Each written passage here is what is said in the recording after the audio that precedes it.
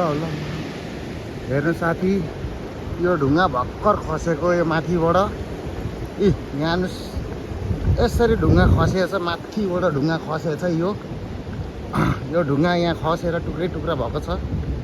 माथिबाट त्यहाँ माथिबाट खसेर रहेछ। खतरा रहेछ यो ठाउँमा।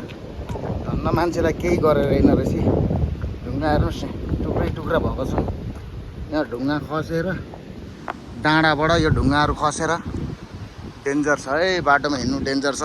दायाँ बायाँ तल माथि सबै हेरेर हिँड्नुपर्छ है साथीहरू, हेरेर हिँड्नुपर्छ। गाइस साथीहरू, बाटोमा हिँड्दै हिँड्दै खुट्टा दुखिसक्यो। म अहिले नभन्दै 20-25 किलोमिटर हिँडिसकेँ होला। हत्तु भइसक्यो। चिसो हावा आइरहेछ होइन, ठन्डा मौसम पनि छ, त्यति गर्मी त भएको छैन। त्यही पनि यो बाटोहरूमा हिँड्दाखेरि जोगिएर हिँड्नुपर्छ। तल माथि सबै हेर्नुपर्छ। माथिबाट ढुङ्गा खसेको अर्थ रहेछ।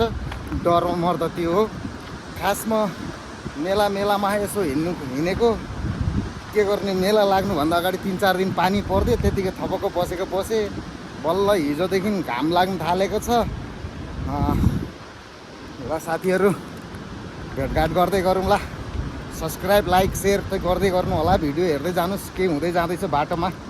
ठाउँको नजाराहरू तपाईँहरूलाई देखाइराख्छु। रमाइलो देश विदेश जहाँ पनि हुनुहुन्छ तपाईँहरू, हाम्रो नेपाली दाजु दिदी बहिनीहरू, उहाँहरूलाई चाहिँ सबैलाई चाहिँ मैले जे होस् आफ्नो नेपालको आफ्नो म जहाँ जान्छु त्यहाँको भिडियोहरू चाहिँ म तपाईँहरूलाई हालेर देखाउँछु है साथीहरू। ल हेर्नुहोस्।